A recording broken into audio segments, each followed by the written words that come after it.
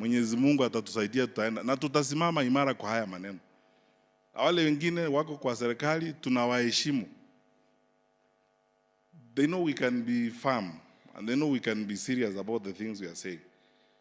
Tusiseme siku itakuja, hata hii ya kura siku itakuja, tutatoa shati tukutane huku, alafu tuelezane na tueleze Wakenya yale mengine mengi ambayo watu wanafikiri hatuwezi kuwaeleza. Kwa matusi, sababu watutusi Wakenya wenzetu, hao ni watu ambao wenzetu wanaweza kuwa kwa vyama vingine, hata kwa chama ambacho kinatawala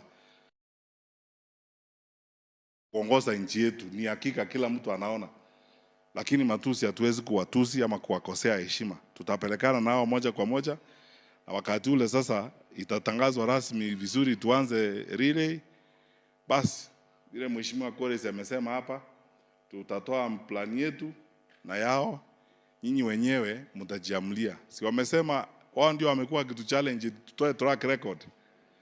Tutauliza maswali kuhusu ya ahadi ngapi zilitolewa na ngapi zimekuwa.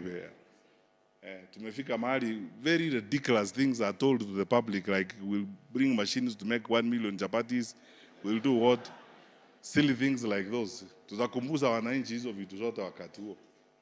Kwa hivyo tuendelee namna hiyo, tuweke amani, tukae pamoja. Mwisho